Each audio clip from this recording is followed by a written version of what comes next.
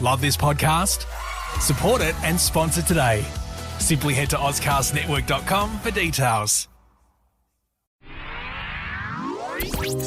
It's The In Show, Australia's only show dedicated to innovation from Adelaide, Australia and across the globe. Hi, this is David Grice and Troy Sincock. This show is inspiring. It's all about innovators and startups, entrepreneurs, people with great ideas who are looking to change the world for the better and make our lives, a little bit simpler. Absolutely. I mean, incredible innovations that are emerging and just hearing about just not only the stories, but how these people are really there to make a difference. And how it really takes others to, combine their skills with the person that came up with the idea to actually make it a reality. We're yet to come across someone who's done this alone. Yeah, I know. And speaking of great ideas, when we started this show 7 months ago, now in episode 34, who would have thought that we would have audiences all over the world? Yes, in 45 countries now. That's right. We've got a listener now in Nepal. That is incredible. I know. I just welcome. Thank you for joining us in Nepal. We're glad you're with us. Innovation is spreading across the globe. And if you're enjoying The In Show, make sure you subscribe to our new feed in Apple Podcasts to keep listening to The In Show podcast. Just resubscribe to The In Show with a coloured logo.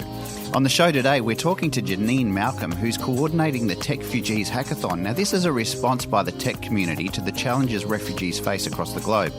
And Chester Osborne from Darrenburg, a fourth-generation winemaker who's managing Asperger's and dyslexia, has created this extraordinary innovation, Troy. It's called the Darrenburg Cube.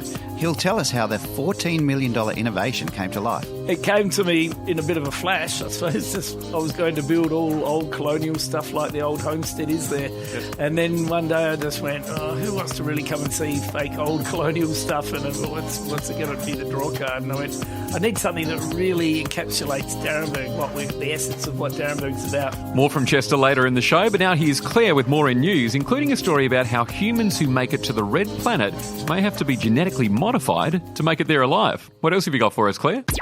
Cheers, David and Troy. This week I'll be talking about glucose testing contact lenses. But first, scientists in Britain have developed a new test that can identify which medicines will work for specific cancer patients. This breakthrough could make cancer treatments more effective and could reduce the side effects. The team from the Institute of Cancer Research and the Royal Marsden grew microtumours in a lab using biopsies taken from 71 cancer patients. The test involved stomach, bowel and other cancers found within the digestive system that had spread through the body. During the study, the researchers tested different drugs and medicines on each microtumour to find which one had a higher chance of curing the patient. The testing had a 100% success rate of correctly identifying which drugs wouldn't work. In about 9 out of 10 cases, the chosen drugs actually reduced the size of the tumours. As cancer patients require personalised treatments and medicines, the medical advance could mean they can access the right care sooner. This research has the potential to save so many lives and drastically reduce the amount of suffering. So let's hope this process becomes more widely available. Researchers in South Korea have created a new kind of contact lens that uses microtechnology to test blood sugar levels that could improve the lives of diabetics. The device can alert the wearer when their blood glucose levels are too high or low. Scientists had to make sure the contact lenses were comfortable and non-harmful. So they used a soft, transparent and flexible material often found in normal contact lenses, but also added glucose sensors, wireless power transfer systems and an LED display. The graphene glucose sensor regularly monitors the glucose levels in the wearer's tears. It sends the information collected to an antenna located inside the lens, which starts up the LED display. If the glucose levels are too high or too low, the LED light activates. Thankfully, we won't have to wait long for this groundbreaking technology. Clinical trials will begin soon, and if they are successful, the contact lenses are expected to become available within 5 years. Elon Musk's dream of colonising Mars doesn't seem too far away from becoming a reality, but there's a big problem: radiation. The humans who make it to the red planet will most likely have to be genetically modified to ensure they're radiation resistant. It's one thing to have protective suits, but it's another to make sure that if those suits fail, the colonists still have a chance of surviving. Around the world, scientists are researching how this can be achieved. Professor Christopher Mason from Weill Cornell Medicine in New York City believes gene editing could create a biological defence to radiation. Radiation resistance tests already exist, like one that can predict how much radiation a cancer patient can be exposed to. Researchers also know a lot about humans and animals with genetic defects that cause them to be extra sensitive to radiation, but they don't know a lot about resistance to it. Without protection from radiation, astronauts risk suffering from radiation sickness and damaged cells, and even have a high chance of developing cancer later in their lifetime. So let's hope gene editing proves to be successful. If it doesn't, Elon Musk might have to wait a little longer for his dream to come true. And that's what's in news this week. Thanks, Claire. Well, David, gene editing, I tell you what, obviously we're doing it at a small scale, but to think that, we're looking at the magnitude of how we can live on other planets. I mean, it's been something that people, that are interested in space have been dreaming about for years and years and years. It's really interesting to think about this because, we're talking now about space travel and inhabiting other planets. Like we've got our Elon Musks of the world that are trying to get into space travel and Richard Branson and those sort of major names around the world. I wonder if they'd ever considered not just about how to get there, but what you do when you get there, and how you survive while you're there. And I'm sure that there's a lot of work around that. And, even last year we were talking to those innovators from Hybrid World Adelaide where, they're talking about modifying genes and cell structures and different things like that. This is another thing again, isn't it, that's just going to completely change the way we think about things. And, what about how, we can learn and in terms of how things like cancer and radiation, affect our bodies here on Earth. But what are we going to learn from these kinds of things, in that future thinking? And if we have some of these things in place which will enable humans to, live in different environments and potentially live longer, what else will we have to do to make sure that we're in tip-top shape if we live to 150 years old? Well, we already know that we're aging. The population's getting older and older, and we're living longer. So, yeah, I just really wonder whether or not the applications here for us is about, like you say, getting past our hundreds and all of those sorts of things. I mean, sounds like the Queen will be writing a lot of letters. David Grice and Troy Simcock, we're talking innovation on The In Show. Check us out at theinshow.online Facebook and follow The In Show on Twitter. Coming up, we hear about the innovations being developed to assist refugees settle into their new home and share and learn new skills. The In Show. It's all about innovation. Hi, I'm Leanne Isaacson, Australia's most connected LinkedIn woman, and you're with Troy and David on The In Show. It's David Grice and Troy Simcock. And David, we've been entered into the Australian Podcast Awards. Yeah, we sure have. And it's the business and marketing category. Now, it used to be called the business, marketing and innovation category, but they dropped the innovation because the title was too long. And so here we are. We're in the business and marketing category and, let's see where we go from there. Yep, that's where you'll find us, the AustralianPodcastAwards.com. And better still, we're also up for the popular vote. Now, I can tell you that David and I have never been popular. No. So this is an opportunity for you to help us achieve our dreams. I think we're popular with each other. We do like each other a lot, but, when it comes to others, who the hell knows? I mean, is that really popularity? I don't know. I mean, that's just having one friend, really, isn't it? Well, one's better than none, isn't it? That's true. The AustralianPodcastAwards.com.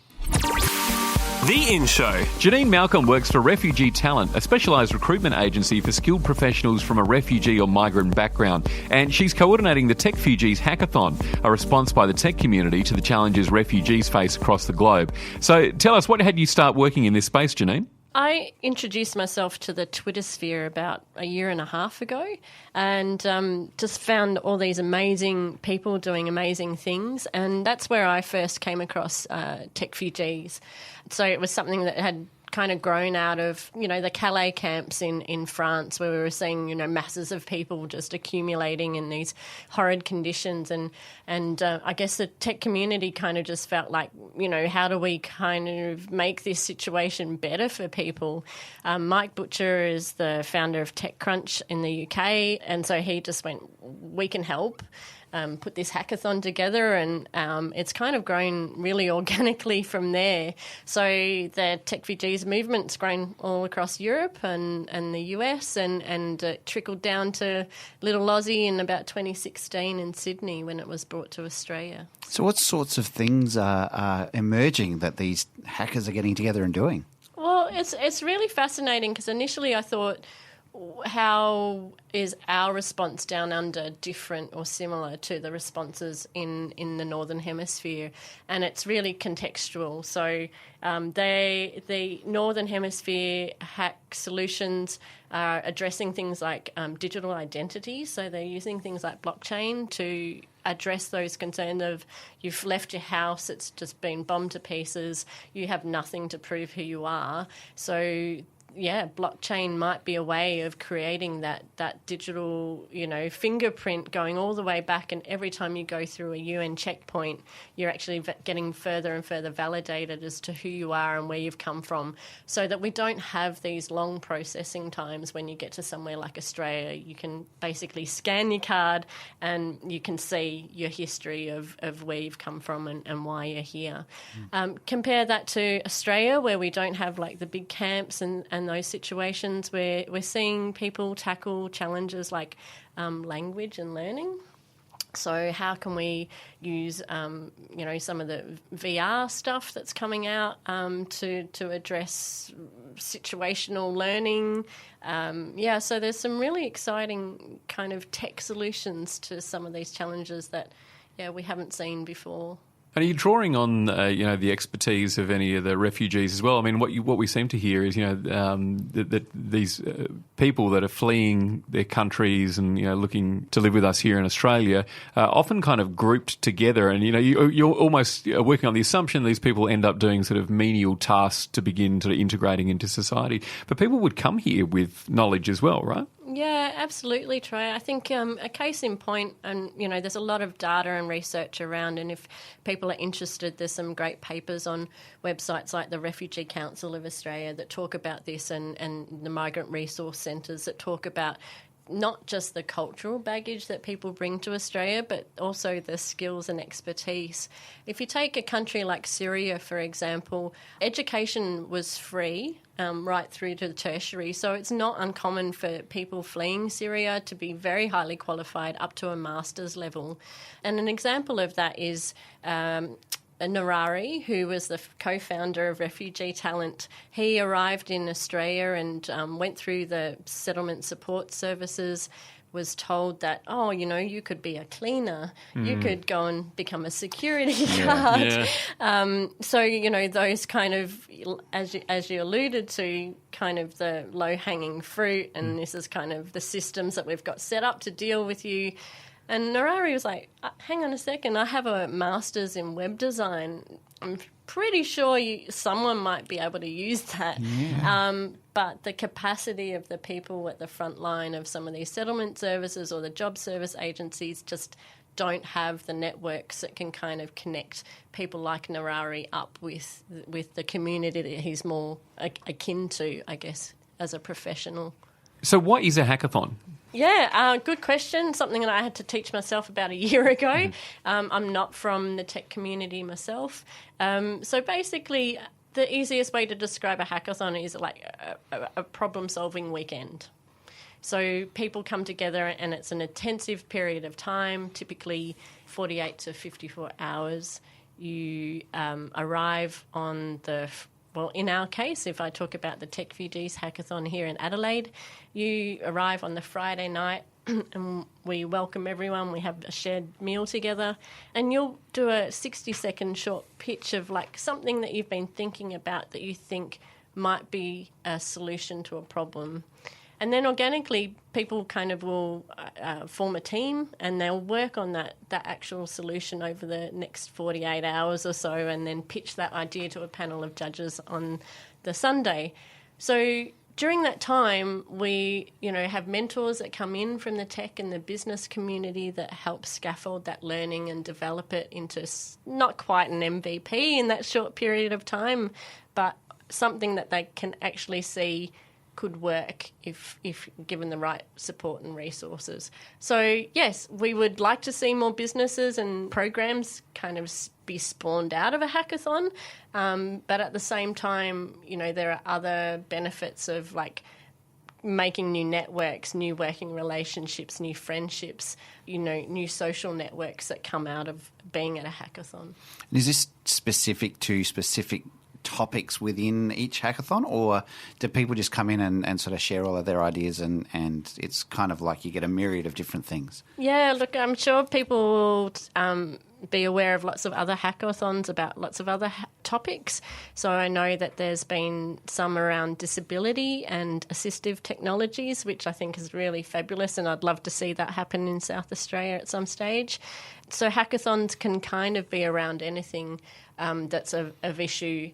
I guess the reason why you might do a hackathon is that it brings together a real diverse community of people for a very short period of time, and so that's when you get the sparks and the magic, because you're getting people from a lot of different backgrounds coming together with a single focus of like trying to nut something out. And were there any sort of success stories that came out of the last hackathon? One of the criticisms around hackathons is that it's a big love fest. Everyone comes together, feels good, does some work, eats some good food, and then they leave. And I was really conscious of that, like going into my very first hackathon last year. So I set up a meetup group and made sure that there was opportunities for people to continue to be supported should they choose to work on their project afterwards. We did a post-hackathon survey, and about over 50% said that they were going to continue on their project. They were so pumped.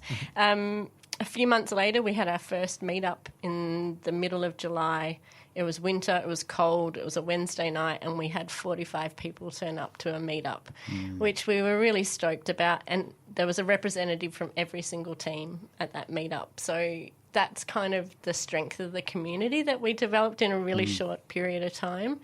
A number of them are still working on projects. They might not be the original idea that they pitched in May last year, but they're still together and they're still keen and they still want to make a difference. And I think, yeah, okay, we haven't, built an Uber or anything like that, but we've built something, yeah.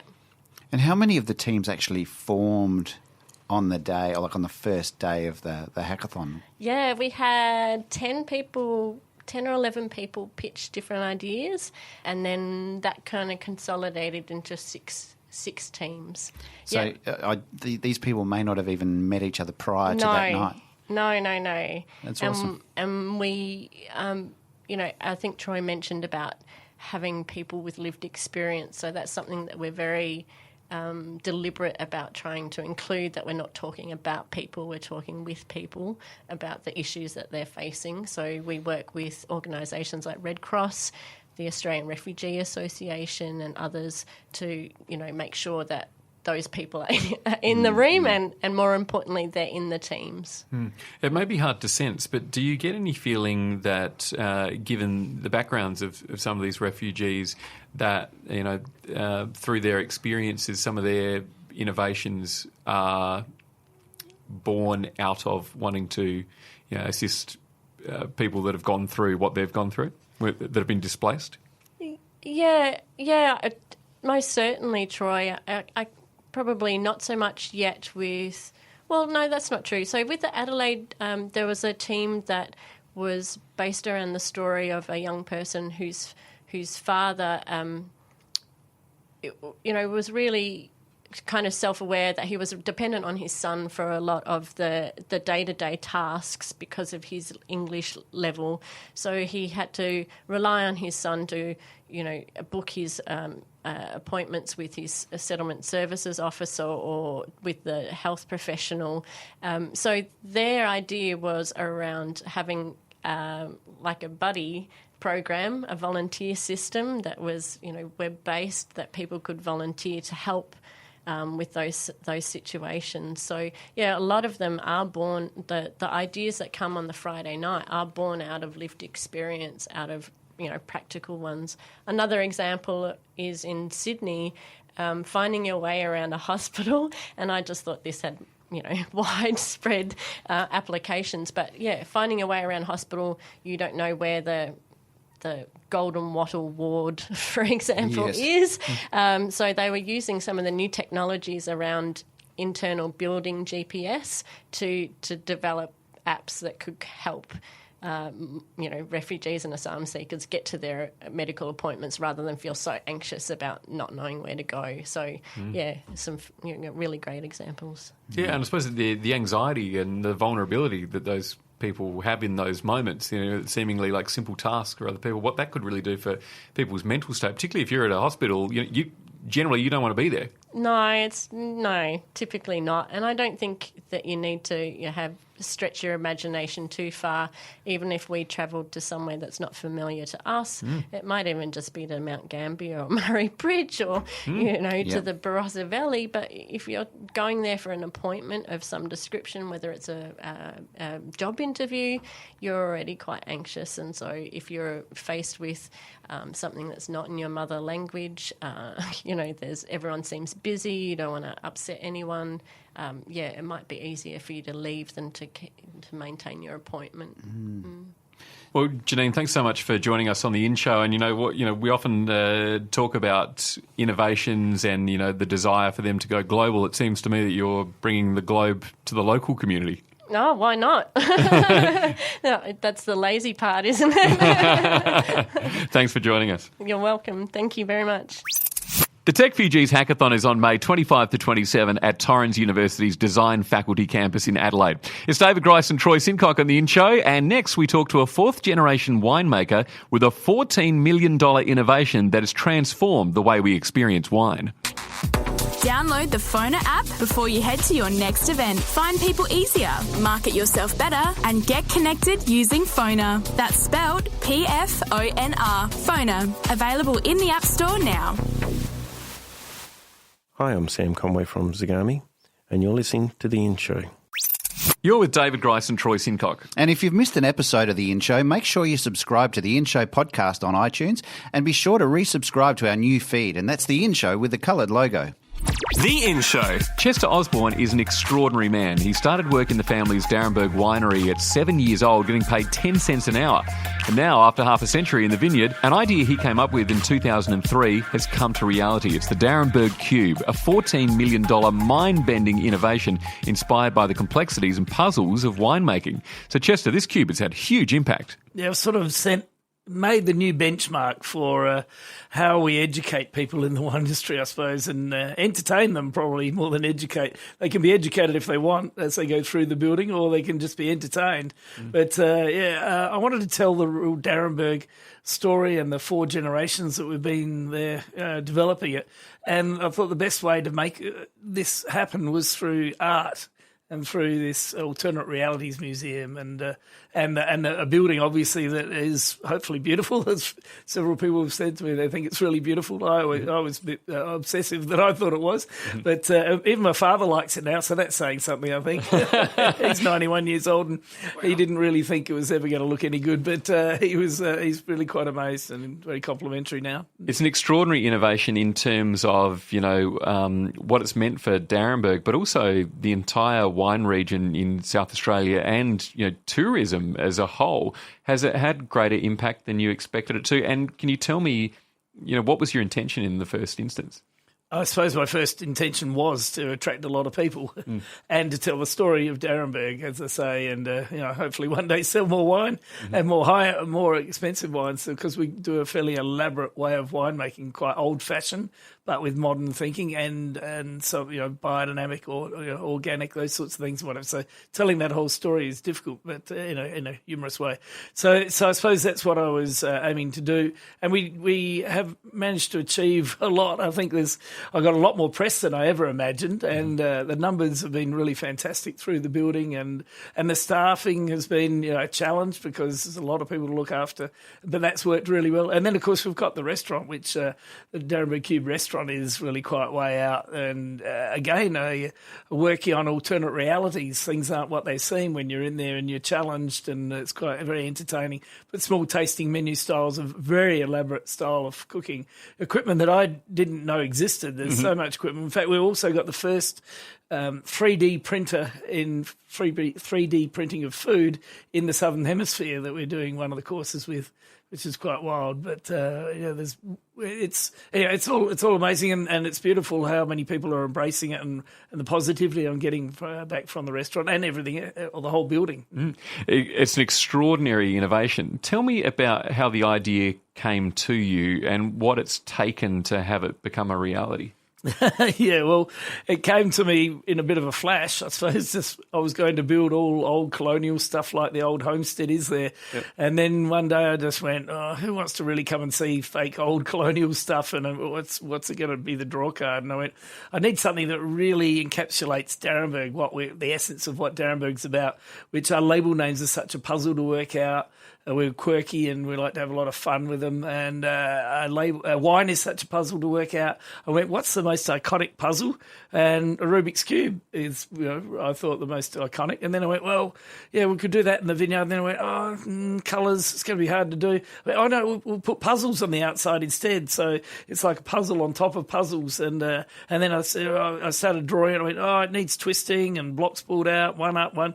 We need something in the car park to replace the old tin shed that's in there, the boar shed, and so one's fallen out, and I made it out of baseball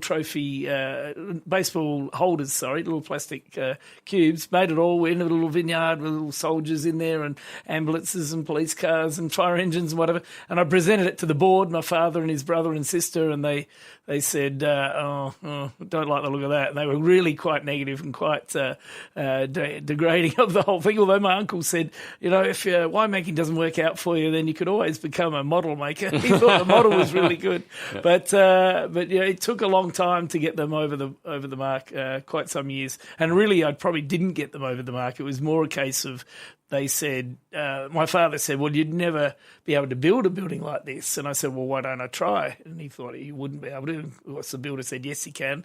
And then the next thing he said was, well, you'll never get approval for it up here on the hill. And I said, well, why don't I try? And it took a year to get through council, but there weren't any objections really. And so it happened. And so, of course, that was 15 years ago that all started, that process. And we were going to build it in 2009. But the crash of 2008 really put the cat amongst the pigeons, the global financial crisis. Mm-hmm. And profitability in the wine industry had gone out. Our debt had gone up quite a lot because we bought quite a few vineyards in McLaren Vale in the previous years. And so we went, well, we really can't. It's too risky to build. Mm. We managed to claw back a fair bit of debt over the next 5 years and said, well, I think the numbers stack up now. Tourism had even got bigger. Our brand experiences, people wanting experiences out there, tasting experiences, blending experiences, paid experiences, not just going to the tasting room and having a glass of wine. That was really growing rapidly, and so it was very appropriate timing that we build something that really attracted people, and hence we went, well, let's do it. Now, the really crazy thing about all of that is that it was very fortunate because the building wasn't actually buildable back in 2009 because the facade is half in the sun and half covered up with the white pattern. And so normal glass would explode because of the temperature difference. So you have to get double tempered glass. And that wasn't available in 2009 in big format glass. It was only until 2014 that became available. Now, the quirky thing about that is that we got building codes of 2010 that we were working on the whole time. We kept the building approvals alive for those next years. And in 2014, we wouldn't have been actually be able to build that amount of glass in the sun because the energy efficiency codes changed 10% every year, got harder and harder and harder. And so the building wouldn't have been buildable legally. So there was no one point in time where this building was actually buildable. So it's quite quirky. It had to happen exactly when it did. That's absolutely amazing. What I love is that, the overall concept is an innovation itself, but you've had to utilise innovations on the run to be able to enable you to execute this. So can you tell me more about, the special features of this building that makes it so special?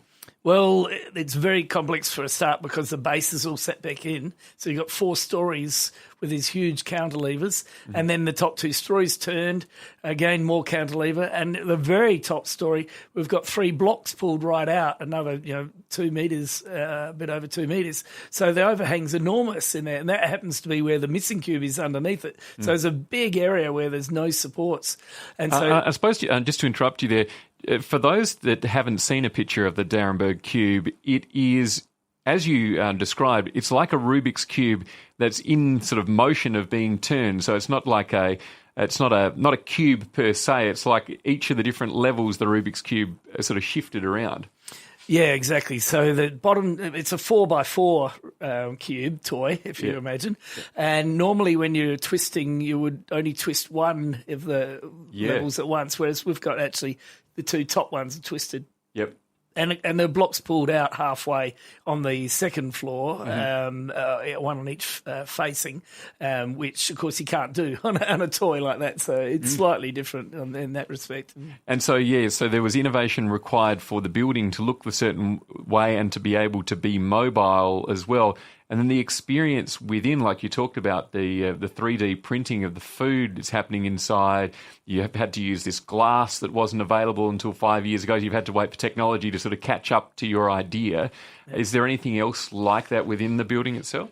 Pretty much everyone who worked on the building, the builders, all of the facade people, or the engineers, the architects, and any contractor I had working for me said most of the time, no, you can't do such and such. And I'd go off and I'd come back and I'd draw what I think they could do to actually get around their problems. And they would say, maybe it could be done. It's never been done though, but maybe it could be done, but it'll cost you a lot. And I said, it won't cost a lot. It's just a bit of designing, and then it goes off to the fabricators. It's not going to be a problem. They said, yeah, all right. And every one of them said it was the most difficult building they've ever worked on, but an enjoyable one. They've been great, the people who've been working on it. Things like the door, as you walk up to it, there's this door that twists open. So it's very difficult to describe, but it's in 4 corners, I suppose, 4 squares, and the squares are like origami, that you've moved that bit of paper that you have all your fingers in back and forth. Yep. And so the verticals become the horizontals when it's in the open position. Gotcha. And then the horizontals become back into the vertical when it's in closed, and it comes out at you a metre while it's folding diagonally. It's really hard to describe, but it's quite quirky. And then as you look first in, you see a reverse perspective art piece, which not many people have ever seen. And when you rock on your feet from side to side, left to right, you'll see the floor of the winery. It's basically the open fermenters and basket press area on the top. You'll see the walls moving. As you move a little bit, the whole thing's moving, and it really plays with your mind. And when you get closer, you realise it's because it's a reverse perspective art piece. And it's, again, working on this idea of alternate realities, because it's not real. It's not the way you perceive it. So really, while it was a massive challenge, what you've been able to do is push people to look beyond their own boundaries. And now that it's complete, there must be such an enormous level of satisfaction from everyone involved that they've had to extend themselves in that way. Yeah, it is. In fact, it's quite weird, actually, having worked for so many years on the concepts inside the building and with people, and been quite, a buzz and all the energy it takes. And now it's almost finished. There's still actually quite a bit of artworks that we're still installing all the time and finishing off, but it's not far off. It's sort of like, well, what's my next project, Yeah. And I do have quite a few lined up, but right now it's vintage time, so I'm sort of flat out with vines and well, the interviews and all of those sorts of things, the media and all the people who want to say hello when you open something like this takes up a fair bit of time too. But I've got ideas coming up, but I can't say them yet. I don't want to give my father a heart attack just yet. So, tell me, what was it that had you so resolute with your vision and really just stand there for getting the outcome that you wanted when you were met with so much opposition? What had you see it through? I really believed strongly that this was the best thing that we could do by a million miles. It was just obvious as hell to me, and And I suppose the older generation didn't see that for whatever reason. And being fairly Asperger's, then I get very fixated on my concepts and ideas, and you would just have to have it, and you like a dog at a bone, and then everyone said, but an art gallery as well. I mean, this is you're not an artist. And I said, well, I am, but I haven't exhibited much, but I've got masses of ideas that I've been doing over the years with painting and sculpting and whatever. A lot of them either got thrown out or didn't quite finish. But funnily enough, I went, well, I really have to do this, or else it's going to look pretty bad if I don't do all these collages. So unfortunately, I had a huge team of my maintenance department and other people who have been working on it the whole time, and I've just been directing all of these installations. But now it's come right round, and so I feel fantastic actually that the building's there, and people are so positive and complimentary. Tell me about your Asperger's, and because your self-awareness is really high. Like it's very clear that you know that you've got something going on. Do you see yourself as different to other people? I certainly knew I was different growing up, but I didn't know why, and I didn't think it was a problem, and I didn't think that anyone was the same as anyone else. So I didn't really worry about it at all. We were all different. I went to a boarding school, and you got to know boys very, very closely, and every one of them was different. So it really didn't matter, and I didn't realise that I was probably a lot more different, if that makes any sense, than what I really than what other people were sometimes. And I didn't really realise why I had dyslexia and Asperger's until quite a lot later when I did the tests, and I went, oh, that explains a lot. And then people said to me, yeah, we knew. We always knew. Like, oh, great, whatever. It doesn't really matter. But I suppose they weren't going to tell me, whatever. But Asperger's is not a negative. It's a positive, because you focus on things so well without giving in easily, and you just get fixated on how you're going to solve the problems so well. And it's more positive than a negative. Has there been anything as part of that where you've felt stopped or has got in the way? No, I don't think there has been that. So I don't think anything's got in the way of that. I mean, maybe I get a little bit short with people occasionally. I'm actually not very aggressive, really, but I keep saying to them, "This is it," and maybe I am a bit too fixated. Maybe some people, I could have given in occasionally to other people. I don't know. I mean, in the end, it all works out, so it's not a problem. But it'd be rude of me to say that I was always right. That was Darrenberg winemaker Chester Osborne. You can check out the Darrenberg Cube in McLaren Vale, South Australia. If you know an innovator that we should have on the show, drop us a line at theinshow.online, and you can check us out on Facebook and Twitter. Next week on The In Show.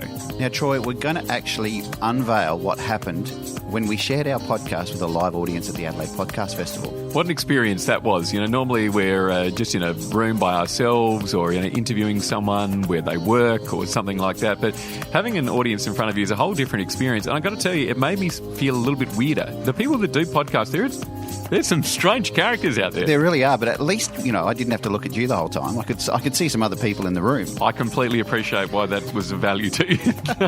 It was a lot of fun, and you get to hear that on next week's show. And Claire will have more innovation news from around the world. And don't forget, resubscribe to The In Show on iTunes. It's the new feed with the coloured logo. Listen to the podcast and rate us 5 stars if you like. And thanks to the guys at Ozcast too, Liam and Andy, for having us on board. It's great to be part of the platform, and there's some wonderful podcast content coming out of that site. There really is. And, just that night was just so fun. Like, in terms of understanding what other people just talk about. Some people talk about some really interesting stuff. We had a survivor of cancer and so forth talking, but then there was this other guy that, wore sunglasses all night and, just swore a lot, really, didn't he? He did, yeah. Well, who knows what he said. But anyway, it was a lot of fun, and what a great show today. Just hearing about the Techfugees Hackathon to me is just something that's absolutely incredible, and it's going to change heaps of lives around the world. And Chester Osborne, what an incredible guy. Unbelievable. Just, again, another amazing story. I mean, just the battles that he's had is just unbelievable. Now, to wrap up, here's Jana Matthews from UniSA's Centre for Business Growth, and she's talking about how 3D printing is helping our bodies to keep going for longer. I sure as hell need that. Having just had my second 3D knee printed replacement operation. 3D printing is a big deal. Wow. 3 weeks yesterday, and I'm already off crutches. And this is my second one. I had the first one done 2 months ago. So the way that, the new things that we're able to do to keep the bodies going longer. And I joke with the people who are on the Aging Well Committee. I said, I don't think anybody wants to age well. I think we all want to stay younger longer. So there's certainly something to say with that. But, there are just amazing emerging trends. Autonomous vehicles are going to change the way we behave, the way we're able to have freedom and flexibility. Numbers of people who are killed in accidents, let's hope they get it to that point. The In Show, presented by David Grice and Troy Sincock. News by Shannon Corvo and Claire Murphy. Music by Zach Grice. Produced by Jason Walker. Subscribe to the In Show podcast on iTunes. A Dave and the Beanstalk production.